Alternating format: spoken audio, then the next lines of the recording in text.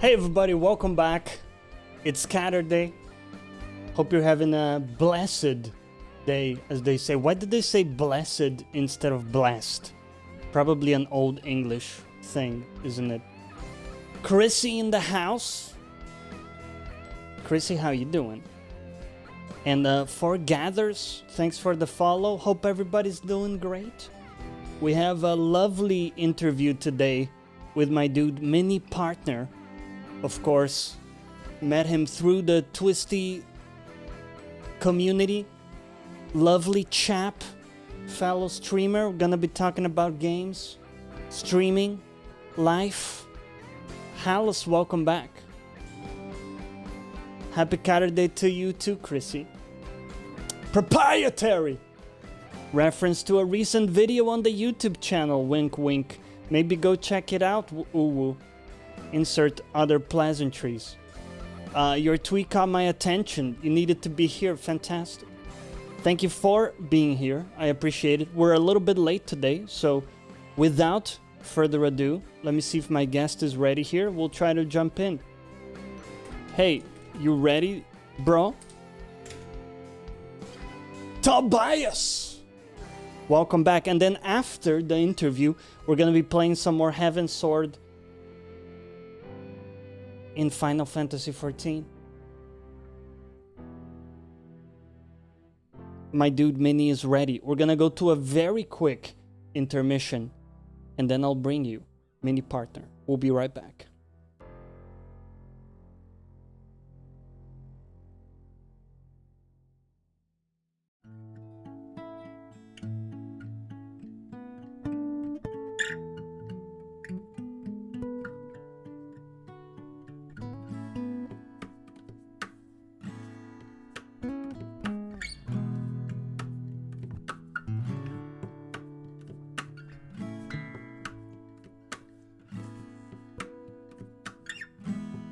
All right, welcome back, everybody. And MiniPartner, welcome to the Gamer Life podcast. My dude, how's it going?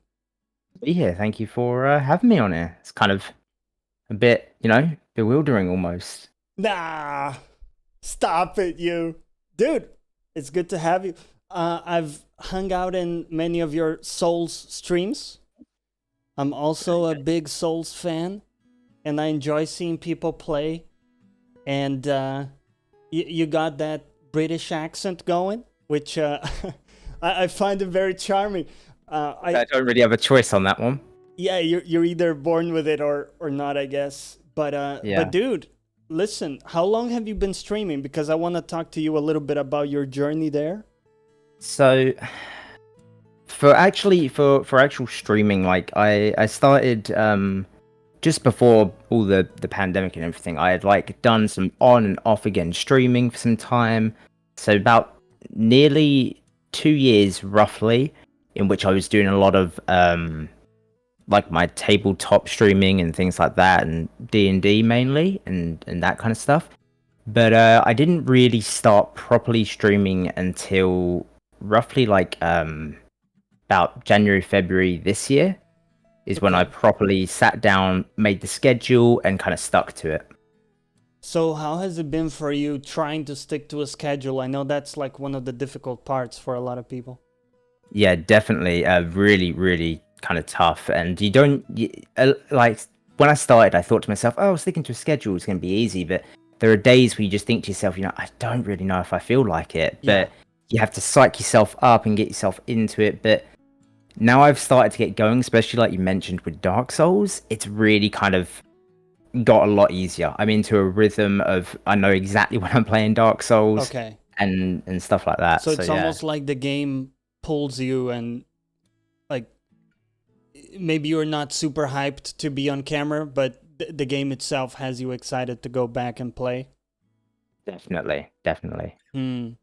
It puts you more like into the mood for it, like it's not even so much as like the being on camera, but when you work and then you finish working and then you come home and you're like, do I now want to sit for 4 hours in front of everyone, but I'm already exhausted? But then I put on Dark Souls and I'm like, you know what? Yeah.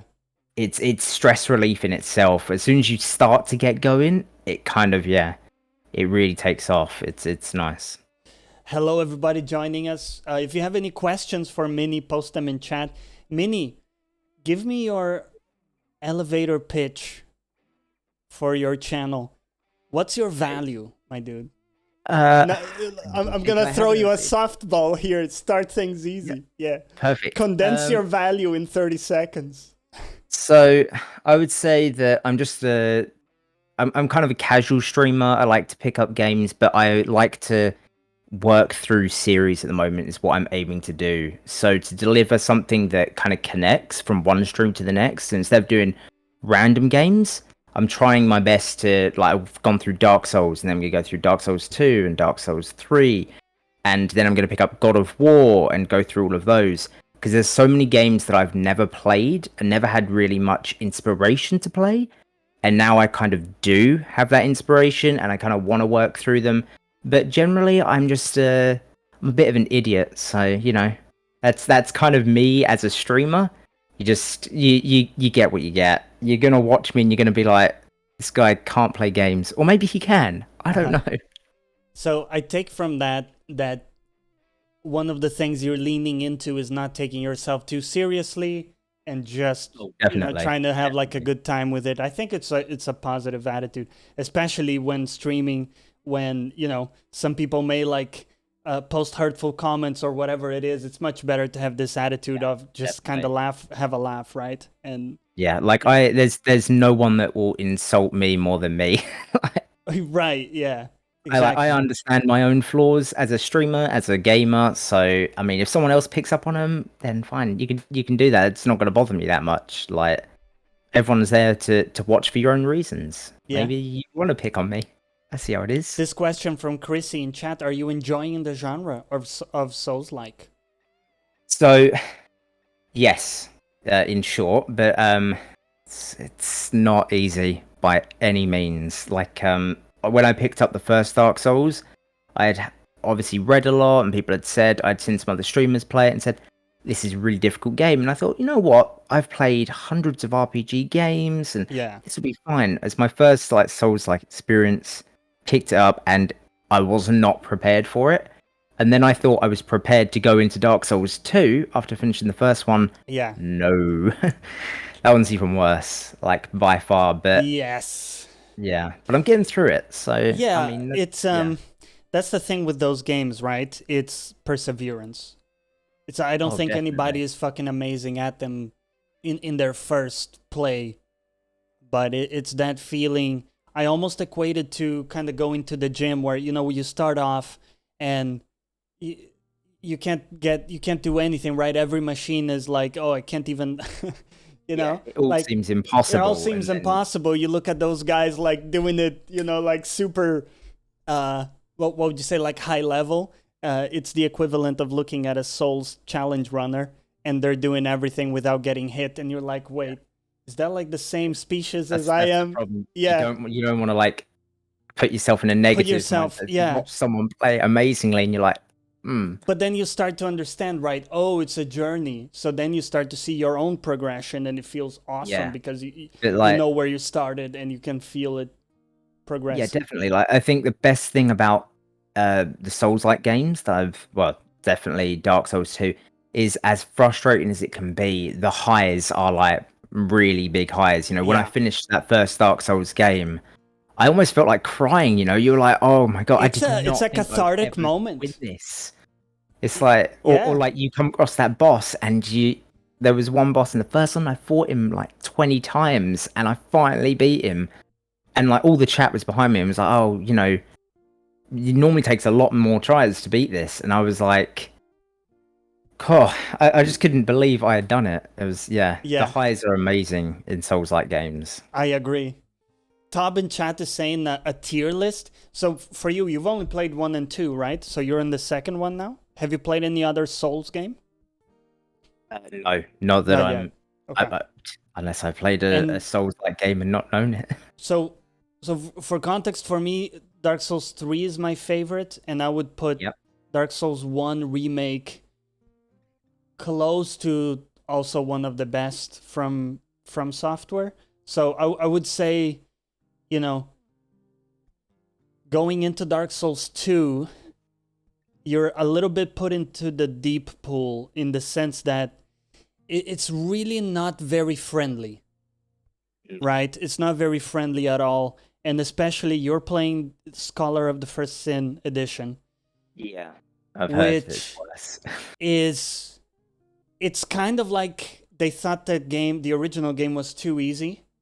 The devs, so they released this edition where it's just more enemies. Enemies are more tanky, and enemy placement is more punishing. And they thought that equated to more fun, which it doesn't, right? No, So it really doesn't. so you're playing, something very challenging for just to Like playing validate Dark Souls your 2, experience struggling but in hard it. mode. Yeah.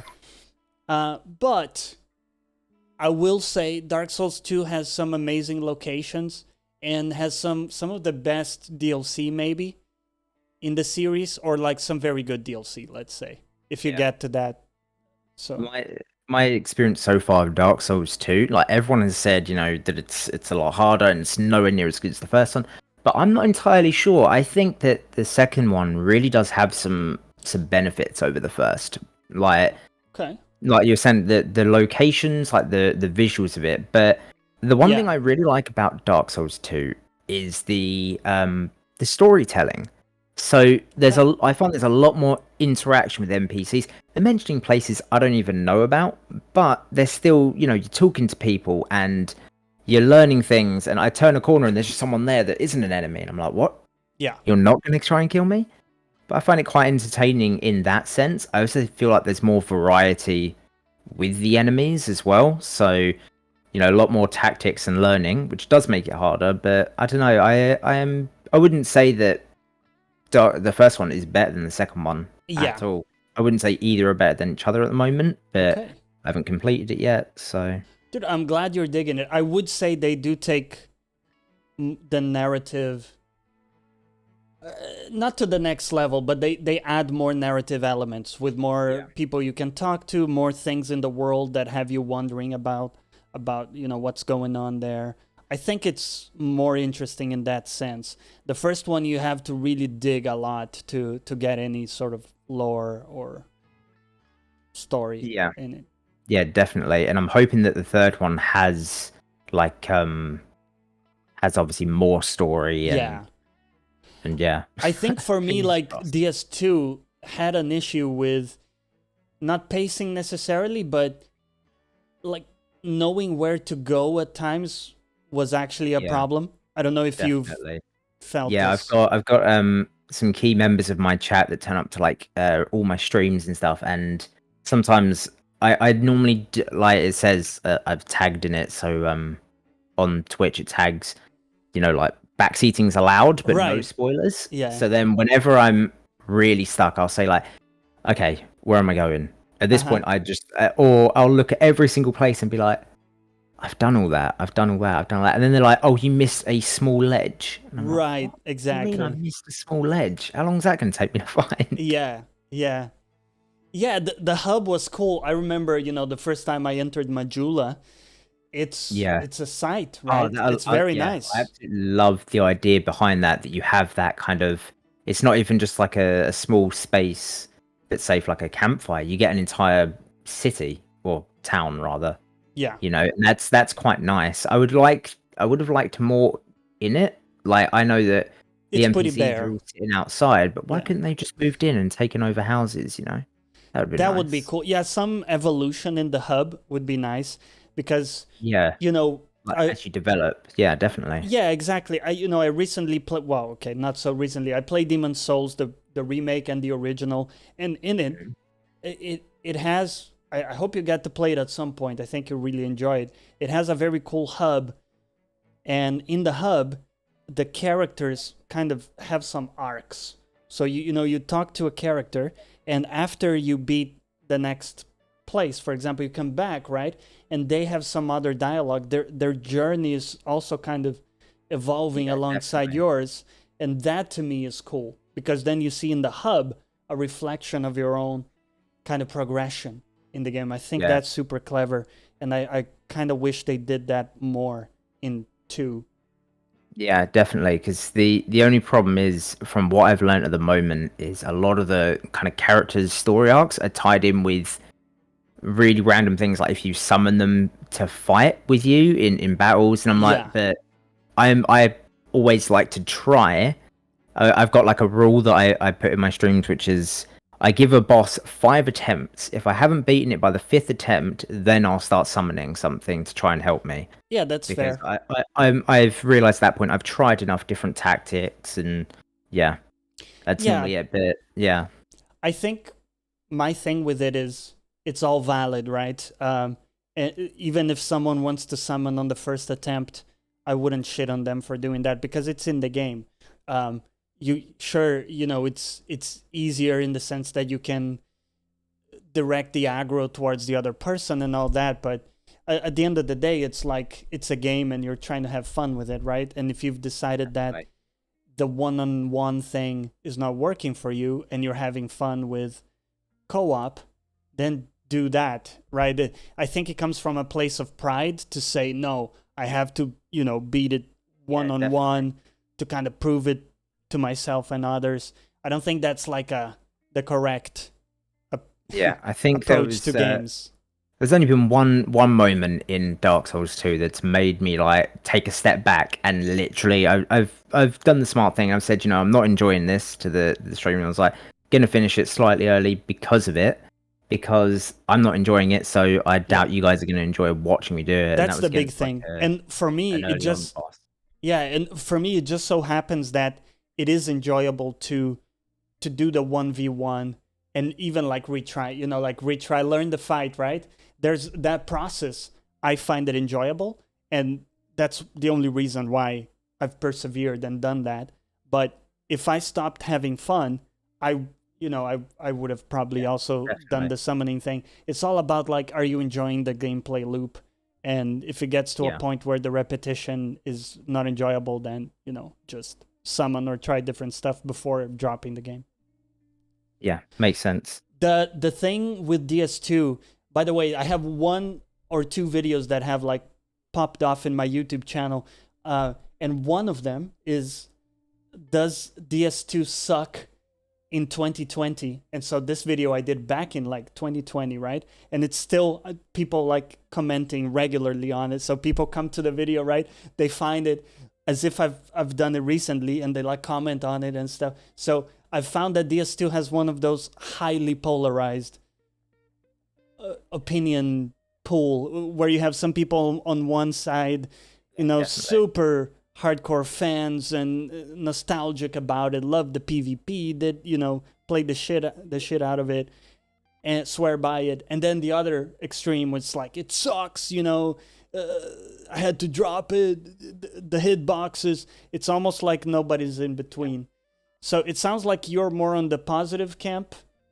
So yeah, I like it for what it is, and I'm one of these people that even if I hate a game, I would never say that it's terrible, because Yeah, in the day someone's put work into it. That is someone's, we might all think, that is terrible, it's buggy, it's trash, but someone has put some time into it. Somewhere along the line, someone's worked on that, so it deserves to at least be given a chance. But I yeah, do pull up, like you said, a lot of the problems. I think my biggest problem might actually be the hitboxes on it. I'm yeah. like, that didn't hit me. And even the people who like it don't argue against that, right? There are Yeah. problems with hitboxes. For me, the 80, what am I thinking? The stat that they added in that game, adaptability, Yes. ADP, Yeah, AD. that's one that gets your resistances up and things like that, isn't it? No, so actually that stat, well, yeah, that's one of the things, but also that stat governs how quickly your healing animation happens with the flask and how quickly your roll happens as well. Sorry, not Didn't know that. adaptability. There you go. So I'm trying to remember if it's how quickly your roll happens, like speed of the roll. I don't think that's correct. I think it's iframes of the roll. Chrissy in chat says now iframes. There you go. So I got it right the second time. Sorry about that. So iframes and healing speed. So when you start the game, right, you'll notice that the flask takes forever to heal, and it's also over time. It's not instant heal. So you'll notice the consumables, the healing consumables, are way better, let's say, than your flask, right? Which is straight away, Early on. yeah, which is straight away something interesting, at the very least. But if you level up that stat, you will notice that the game plays a lot better. It's almost a requirement, basically, to level that up. I haven't to some leveled that up extent. at all. Maybe that's my problem. Honestly, play with leveling that up. It might even be I'll worth. definitely have a look at that when I Yeah. next stream and see. So my advice to you would be, you can look it up on YouTube. There are places where you can farm souls very easily. What you do is you get a bonfire aesthetic, which means Yeah. that you level up the area, right? Like you resummon all enemies and like level up the area, so to speak, like to New Game Plus. There are some areas that you can farm very easily with that and get a bunch of souls. Get yourself, a good, I don't know if 15 or something like that in, level your adaptability a good bit. It's going to feel a lot better to play the game. Trust me on that. So I'll definitely try have that a look out. at it and see. Yeah. Yeah, because the iframes will help you a lot with the shitty hitboxes, right?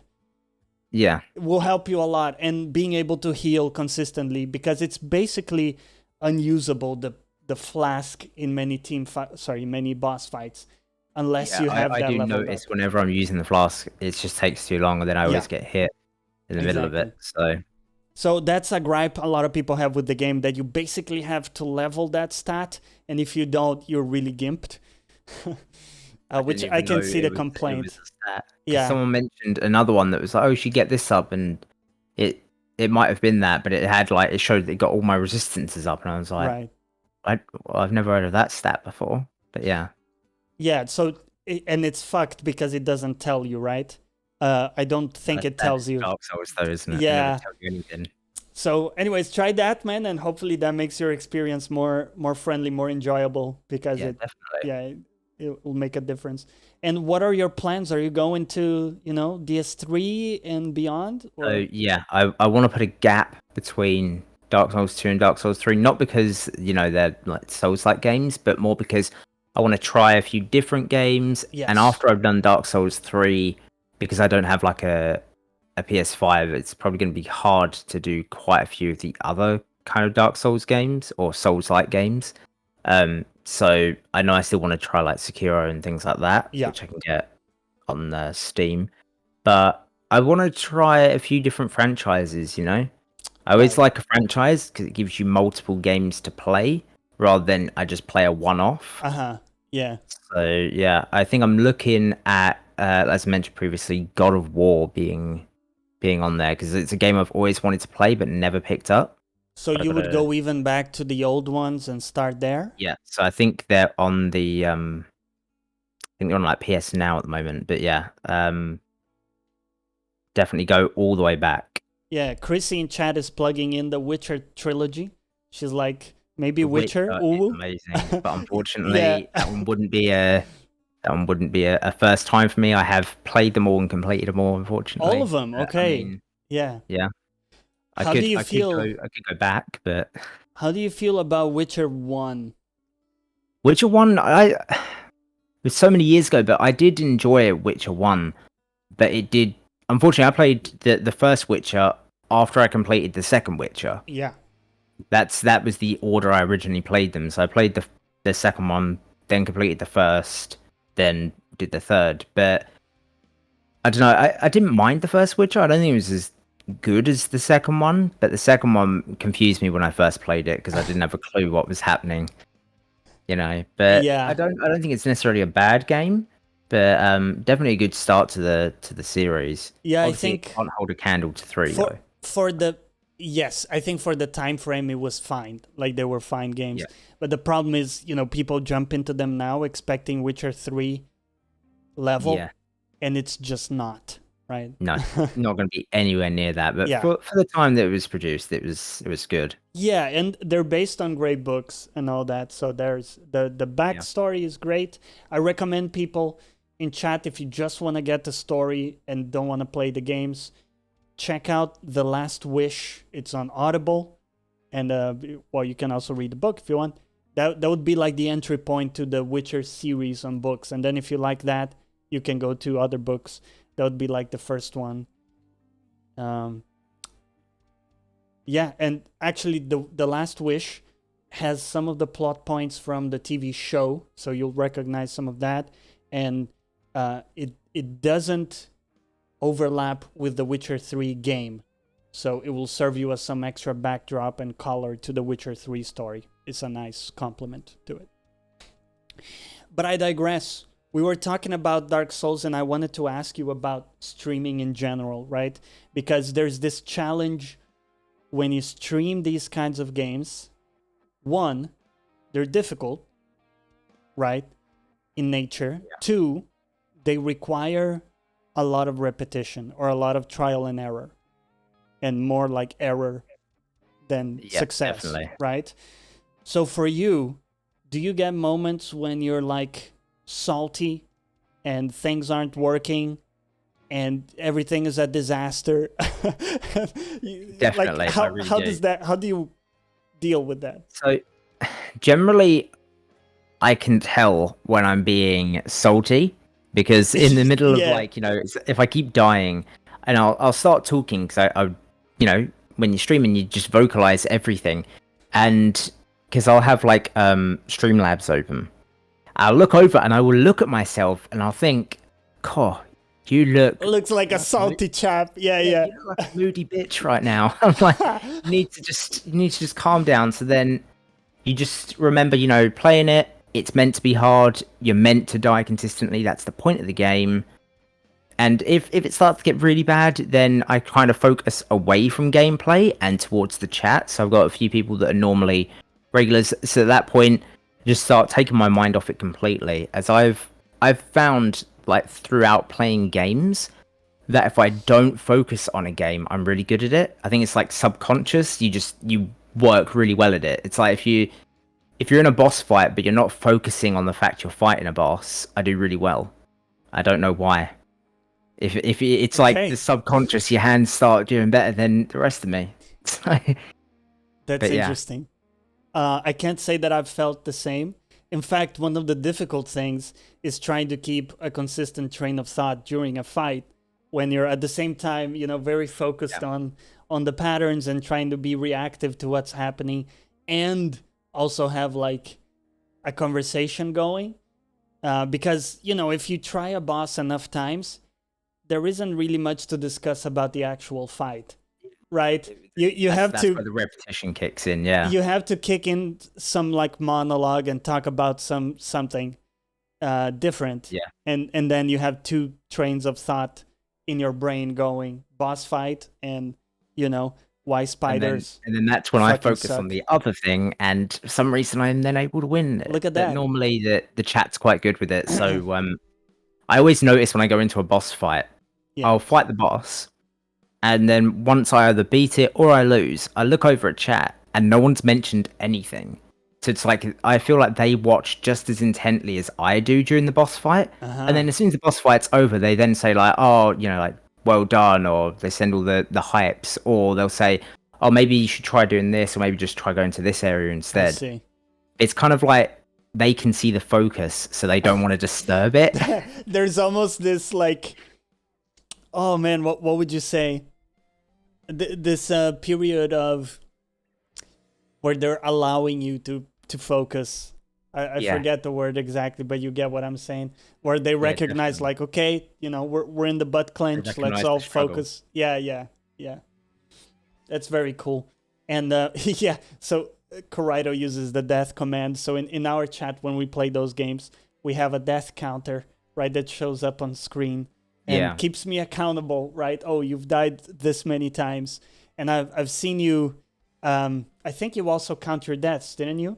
I've got a one that's next to like it looks like a bonfire from Dark Souls. Right, exactly. And it has a counter next to it, and mine's just on my page up and page down command. So I'm just like, yeah, exactly. So is there something about that Does that number matter to you? Actually, weirdly enough, I thought of this probably about a week ago or so, and I started thinking that actually it might be really disheartening having that consistently on the stream. Because whenever I look over at it, like everyone else, it's fine to see it, but I look over and I'm reminded almost like it's that many You times I died failed. 100 times. Yeah, it makes you start to think like, have I failed 100 and I don't know what I'm on now, like 126, I think, Yeah. something like that. It's like, have I died that many times? Like, yeah, it's not good. I mean, I think that failure is really important, though, right? Especially in these Well, yeah, games. definitely, Yeah. definitely, especially in Dark Souls, because every failure I'm learning You're something. learning something very often. Because even though I've died 126 times, I'm not stuck at any point. So I've Yeah. beaten it eventually. It might have taken all those times to get past it, but I'm still progressing, still making kind of progress. Yeah. I think that's the important thing.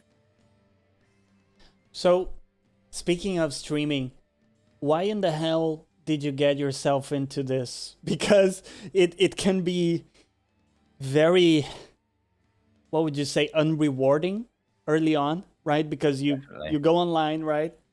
Nobody knows you.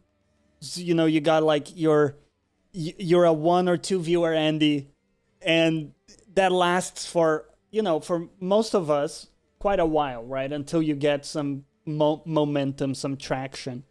So for you, what caused you to go like, hey, this is something I want to do? So originally, I was streaming as more of a means socially. So like my job doesn't to explain. My job doesn't really in real life have a lot of like people my age to befriend. I Okay. work with a lot of people that are older. Yeah. I'm a teacher. So a lot of people are older than me that I work with, and therefore, as much as I'm friends with them, we don't have similar interests in terms of gaming and stuff like that. Yeah. So when I started out streaming, I was streaming a lot of like tabletop RPGs and stuff like that with the community that I had already made. So it also worked well because we could record it and then look back through notes and be like, oh, look, this is what we did last session and stuff like that. But then also I was getting a lot of inspiration from people on Twitch with helping me to become better at DMing and making Yeah. maps and things like that. So that's kind of how it started originally, was just for that focus. And I always wanted to kind of branch out because I love playing games. I always wanted to branch out, but had a lot of anxiety about the idea of, if I started streaming games, would anyone even watch me stream the games? Yeah. And then it's that whole, like you said, it kind of, it's almost like a really sad moment where you start streaming and you look and you don't have anyone, which why I've kind of paid attention to a lot of different streamers that I've watched, and I turn like my viewer counter off and things like that because Yeah. that's not why I'm streaming. I'm not streaming for viewers. I'm not streaming because I want to be huge or massive. I'm streaming because I just like people and I like making friends, really. That's kind of it. Yeah. Yeah, and I think it's an interesting way of finding a gang, because as someone who also, IRL haven't really found the greatest like sync in terms of people liking the same stuff, and Yeah. or liking games as much as me, for example, or this kind of thing. Yeah, there's something magical about broadcasting yourself as you are, and then some people Yeah. randomly finding you, and they're like, oh, I also like that stuff, so let's hang out, and then you maybe make a few friends, and it's been really transformative, actually. And I wonder if that's one of the big driving factors, because I talk to a lot of people in these podcasts, and I tend to always ask the question, why did you get into it, right? And nobody ever says to get rich. Because Yeah. I think at this point we understand, co-carnage is not you. That happened to Yeah. people who got on the boat early on, and they've Yeah. popped up. And But the path to do that would just be, yeah. I don't think I would be willing to put in that much work to try and yeah, make it big. I right. So I wouldn't be think willing to. nobody's under the illusion that they're gonna be the next, uh, ninja, whatever, right? Insert your favorite big streamer here. Instead, what I hear is community, finding people who gravitate towards the same stuff that you like, Okay. and I think really that's the pull from this whole shebang, and why most of us kind of get into it. It's that feeling, almost intoxicating feeling you get when the first person finds your shit and they're like, "Hey, dude, I dig it. I'm also into that." And you're like, "Oh, right." It's almost like you're not alone, kind of thing. Yeah, it's pretty. That's the moment of that gratification where someone's like, or like you just get a simple message of someone engaging in chat, and you're like, I've Shit. never seen your name before. We can be Yeah. friends. Yeah. uh, yeah. That's cool to hear. And then for you, where does streaming fall? Because you're saying not really a full-time thing, not Yeah. So I mean, not your plan, but I don't really plan for it to be a full-time thing. I mean, if like I've noticed ever since like, that there has been a little bit of a snowball effect going on at the moment with my streams, which is quite nice. Like you said, you start off with like one or two viewers and then it kind of picks up. And I think I'm now I am averaging about 6 or 7 viewers, which is really good. And they're the nice. same ones, and it's a nice group, and we all get along really well. We all say hi to each other, Yeah. generally really get along, and it's quite nice, and it has picked up. So like now I've got affiliate and stuff like that. So, Yeah. and that also gives you that additional gratification. But I mean, I don't think I would ever see it becoming full time, because it's not that I don't think I would ever get big enough to be a full time streamer, but Yeah. it's more, I can see that there would be a lot of work that you'd have to put into it. Like I understand, you got to start getting really technical with everything, and I just don't think I would have the capacity to do that at this point. I mean, maybe in some years to come, sure, Yeah. but right now, like I'm focusing on my actual career, and then I do this, like I stream every Tuesday and Thursday, and sometimes on Sundays as well. But Yeah. yeah, A nice little side gig and something that yeah, keeps you exactly. motivated It's as well. like you said, it's just a social thing at the moment, Yeah. you know. But I do really like it. Tell me a little bit about your career. You said you're a teacher. What do you teach? I teach maths in a college. Oh, So like, damn. but yeah, it's like 15 to 18-year-olds, which is sometimes a Okay. problem, because then I can't let them know who I actually am as a streamer for Oh, obvious reasons. wait. What would So, be the problem if they see you on well, Twitch? because if they know I'm a streamer, they can then talk to me outside of Oh, is that me being not their teacher. And yeah, do you see, it comes like is a that a bit conflict of dodgy? interest. Like if they talk to you outside of the So school setting? yeah, it kind of makes a bit of a problem, which is the good thing about not being a big streamer, because they all Yeah. know I stream. I've told them that I stream. They think that's really cool, but none of them know who I am. Yeah, if So Co-Carnage or Ninja shows up like, "Hey guys, we're doing maths today." They're like, yeah, "Wait. like Wait a second." they'll clock on a bit. So Yeah. yeah, that's the good thing of it. Like no, they don't know. So what would be like if okay, let's say hypothetical, one of your students finds you on Twitch, right? And they're like, "Oh, I know you from hey, I'm from maths class." Would you have to tell them to like get off the stream? I don't know. I think it would be fine. I think I would have to tell where I work, but I mean, at the end of the day, I mean, everything's regulated on Twitch. Everything is saved. Everything Yeah, they say. So I don't really think there's a problem there. I shouldn't don't be think an there is a issue. conflict of interest. Maybe creates an awkward situation for you. Well, yeah, that would Yeah. be the only problem. But Because is your stream like clean? Because I've watched you and I think you've said some bad words. maybe occasionally. I Yeah. mean, Dark Souls is a salty game. Yeah, yeah, yeah. But I mean, I don't think things like swearing is probably too bad anyway. Okay, But okay. but generally, I don't think it does. It wouldn't really affect my kind of job too much. I think Right. it should be fine. Okay, cool.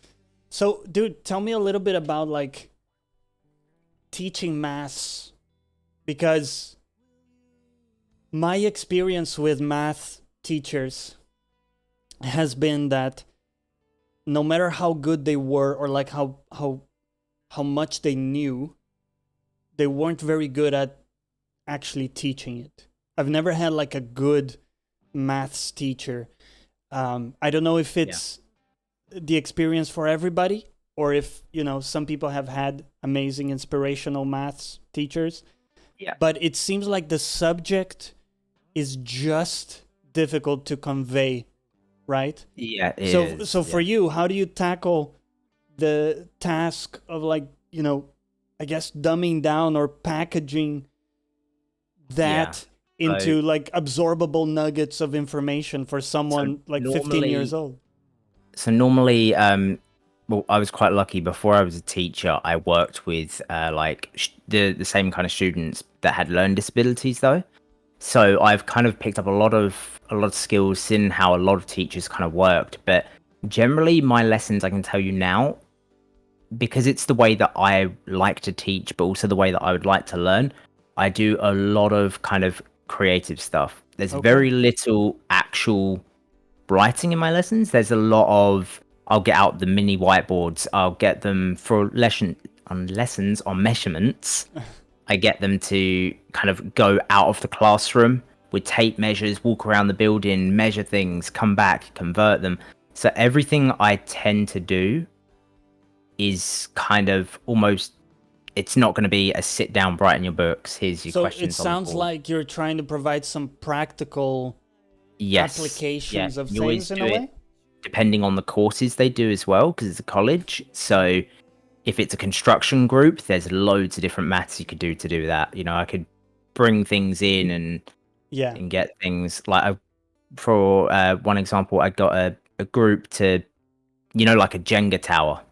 We decided to get out Jenga blocks and got them to Yeah. measure it, and as though it was a building.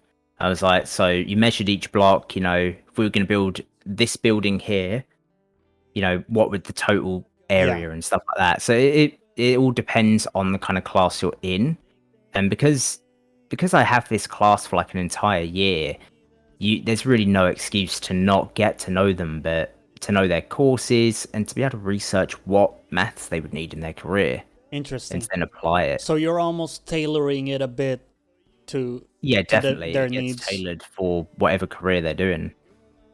And Chrissy and Tob in chat say they've had very good math teachers. So there you go. Yeah, I'm glad for I had a that. lovely maths teacher in school. Did he inspire you to become a teacher, do you think? Oh, it was Or actually a she? she, and she didn't inspire me, but when I saw her teaching, I really enjoyed. I think she just taught me maths in a way that I really enjoyed it. But Yeah. I was more inspired by when I came to the college and I worked as like a teaching assistant. Yeah. Then I started seeing a few of the teachers firsthand, and I was like, they are exceptional teachers, and I want to kind of be like that. Interesting. Well, I always talk about how for streaming, there are a lot of unsuspected skills that come in very handy to Yeah. to differentiate you, to make you unique and interesting or engaging to people. And I think certainly you use some of those skills you've gathered there, like good communication skills, right? And like thought patterns. I'm sure you pull from that, even if it's not conscious, because but it's this kind of mix and match of different skills you've picked up that kind of make you different from everybody else, right? So Good to hear. yeah, so I guess the question is always like, how do you lean into those quirks and unique skill sets that you have, right? Yeah, definitely. Like, So I think so mine. maybe adding some little tidbits of your Yeah. craft into streaming somehow. I think, yeah, because it normally, like, my teaching is based off of my personality. Yeah, So, like I said, everything I do, I want it to be creative. I want it to be as almost like not eye catching, but as engaging as possible. And I think that definitely, well, hopefully, that comes through when I'm like streaming and things. yeah, That there's always like you'd notice that almost like monthly, things will change on the stream. There'll be things that hopefully get updated, things that look better. Always working with everyone for like the feedback to see how they're doing and to see, does this look good? Do you think we need to change this? Do I need to update this? And to kind of constantly improve. And I think that definitely comes from like my career as well. Yeah. So when I did math, the one thing that I really liked was more like discrete math and algebra and graph theory. That was like what fascinated me. I was never super good at the more numerical side. So, like um, derivating, integrating, and all that stuff. I was never that good at that. But do you, like the stuff you teach, is it more on the algebra side or? We teach for GCSE, so generally we have to kind of cover a little bit of everything. Right. Although I can say that my favorite thing to teach is definitely algebra. I do Nice. algebra is the best for me. Have you done like graph theory? Have you studied that stuff as well? We do sometimes cover it in lessons and things, but I guess it's not a bit so more much. specific, right? Yeah, definitely because we get given like their exams, so we pull apart everything that would be in their exam Yeah. and then kind of present that to them in chunks. So we only really cover now what is in the exams Right. rather than Because for everything. my own degree, that was software engineering. So, all the maths was applied, let's say, right, to that. And we did a lot of like graph theory, and I found it fascinating, the idea of how things are connected, and you can have these big trees or graphs and then navigate them in smart ways and clever ways to do algorithms. Yeah. So that's where I come in on it. That was like the fascination for me. Yeah, very cool. Chrissy says algebra was her favorite as well. There we go. Some love for algebra. Good stuff. Love it. But tell me a little bit more about the things you like. I see you have a lot of pop figures in the back. You're a Simpsons fan. Yeah. So the Simpsons, the Homer down there. I actually my fiance paints them. She's a really good artist, and you can't really see him, but I got a Squidward just off screen here as well. But I've also got, and it's one of the best things. Okay, and I think it's quite unique. So when, like we were saying, you get really stressed out, for example, when streaming or something like that, or a game is just not working the way you want it to. So right behind my computer screens on the wall, I've got like a collage of Simpsons and SpongeBob memes that my fiance painted. So you just look at them and just makes you smile. It's just like you just look up at there and you're just like, okay, let's just calm down and look at a crazy Mr. Krabs and Lisa Simpson. And there you go. Yeah. You're feeling a bit better, you know? Corrido in chat saying, how's gravity keeping all those boxes from falling? Dude, I'm looking at it, and if there's a gust of wind from the left, from the window, like that stuff is in jeopardy.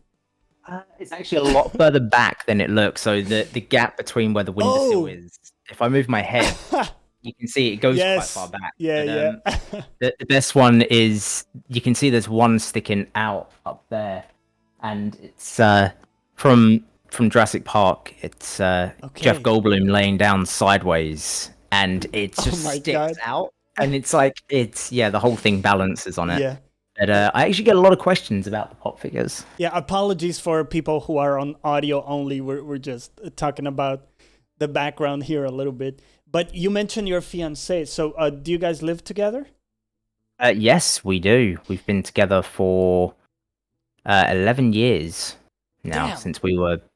Wait, is that 15. Since high school, basically? Yeah, since we were 15. Oh, high school sweethearts. I know. Lovely. One of those beautiful stories from an American movie where, you guys... Maybe one day we'll make a story, a film of my life. Yeah, that's cute, man.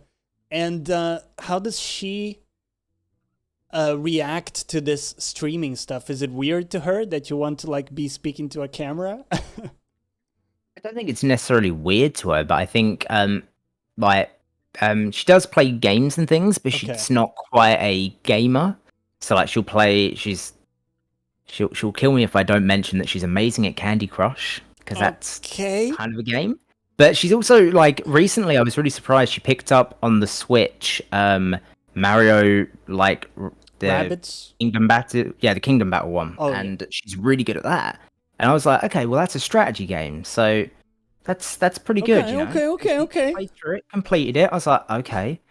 And so she is really supportive though. She's currently in the middle of designing my emotes to go on the channel as well. So yeah. Did I hear some God gamer judgment in your voice, Johnny? No, no, no. Everybody is valid, okay? Candy Crush Candy players Crush. are also players. Yep. Still a valid game. It's all good.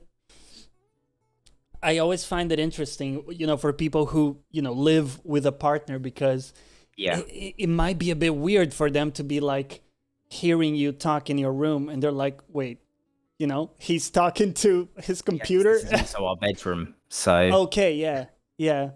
But I always ask, are they on board? Was that like a discussion you had to like sit her down and say, hey, listen, honey, I'm going to do this weird thing where, I'm talking to strangers on the internet.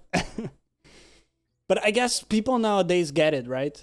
Because you guys I are think, the same yeah. generation. It's Actually, after because we both had to work from home in the pandemic, so she sits a lot of the time on her laptop talking to people as well. But it's obviously different. But at the same time, yeah, it kind of just feels like probably to her like I'm just sitting in here working, you know. yeah, yeah. That's cool, But no, man. she's really on board with it, and like I said, she's amazing at doing her art for it. So Yeah. And why the name MiniPartner? I had a weird feeling this question was going to come. So someone Yeah, did yeah. ask me You recently. thought you had dodged it, but here it So- is. It's actually not as bad as it sounds, and it's really quite straightforward. So It does my sound a last bit name, sus, I have to say. yeah, I know Go I've on, had go on. some dirty jokes about it and all sorts. Yeah, yeah.